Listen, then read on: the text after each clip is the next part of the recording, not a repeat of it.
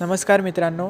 तर आज आलो होतो आपण सप्तपदीची रांगोळी काढण्याकरिता आणि माझ्यासोबत होते रितेश दादा. त्यांच्यासोबत आम्ही ही रांगोळी काढण्यास सुरुवात केली आणि त्यानंतर 7ही वचने आम्ही त्यावर लिहून टाकली.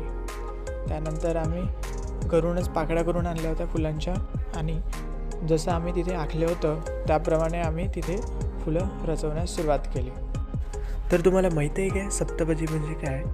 तर चला, मी या व्हिडिओमध्ये तुम्हाला हेच सांगणार आहे. सप्त म्हणजे विवाह सोहळ्यातील 7 पावले आणि त्यासोबतची 7 वचने, जी वधूवर अग्नीच्या साक्षीने घेतात आणि आयुष्यभर एकमेकांना साथ देण्याचे वचन देतात, ज्यात अन्न, शक्ती, समृद्धी, आनंद, संतती, ऋतूतील सुख आणि मैत्री व विश्वासाची साथ यासारख्या जीवनातील महत्त्वाच्या गोष्टी समाविष्ट असतात, जेणेकरून त्यांचे नाते 7 जन्मासाठी घट्ट होईल.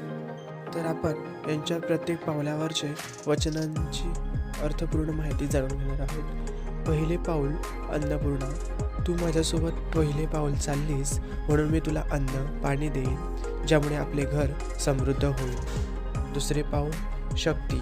तू माझ्यासोबत दुसरे पाऊल चाललीस म्हणून मी तुला शक्ती आणि आरोग्य देईन, ज्यामुळे आपले जीवन बलवान होईल. तिसरे पाऊल. तू माझ्यासोबत तिसरे पाऊल चाललीस म्हणून मी तुला धन आणि संपत्ती देईन, ज्यामुळे आपले जीवन समृद्ध होईल. त्यानंतर आहे चौथे पाऊल. तू माझ्यासोबत चौथे पाऊल चाललीस म्हणून मी तुला सुख समृद्धी देईन, ज्यामुळे आपले जीवन आनंदमय होईल. पाचवे पाऊल संतती. तू माझ्यासोबत पाचवे पाऊल चाललीस म्हणून मी तुला संतती आणि सुखी कुटुंब देईन, ज्यामुळे आपले वंश पुढे जाईल. सहावे पाऊल. तू माझ्यासोबत सहावे पाऊल चाललीस म्हणून मी तुला 6 ऋतूमध्ये सुख देईन. शेवटचे आहे 7वे पाऊल. तू माझ्यासोबत 7वे पाऊल चाललीस म्हणून मी आपली मैत्रीचे नाते दृढ ठेवीन आणि आयुष्यभर एकमेकांची सोबती राहू. तर ही आहे 7 वचनं. तुम्हाला कशी वाटली ही माहिती कॉमेंटमध्ये नक्की सांगा.